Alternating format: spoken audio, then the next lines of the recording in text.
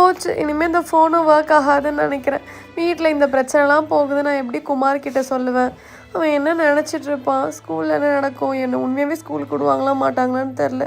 அம்மா அப்பா கிட்ட சொன்னதுக்கப்புறம் அப்பாவும் இனிமேல் என்கிட்ட பேச மாட்டாங்க. என்ன மச்சான், ஜெனிஃபர் இன்னைக்கும் ஸ்கூலுக்கு வரல?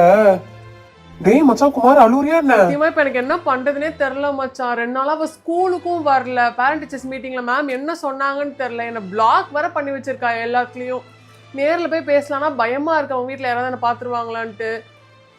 பைத்தியம் பிடிக்கிற மாதிரி இருக்கு மச்சான். உன்னை வார்ன் பண்ணிட்டு விட்ட மாதிரி அவளையும் விட்டுருக்கலாம். எதுக்கு பேரண்ட்ஸ் கிட்ட எல்லாம் சொல்றாங்க? இந்த ஜான்வி மேம் இருக்காங்க பாரு, யார் சொன்னிருப்பான்னு தெரியல. எங்களை டீச்சர்ஸ் கிட்ட மாட்டி விட்டவங்க மட்டும் கிடைச்சான்னு வச்சுக்கோயேன், என்ன பண்ணுவேன்னு எனக்கு தெரியாது.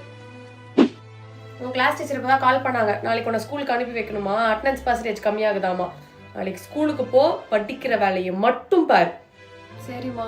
திருப்ப திருப்ப எங்கள் மானத்தை வாங்கிட்டு இருக்காத, அவ்வளோதான் நான் சொல்லுவேன்.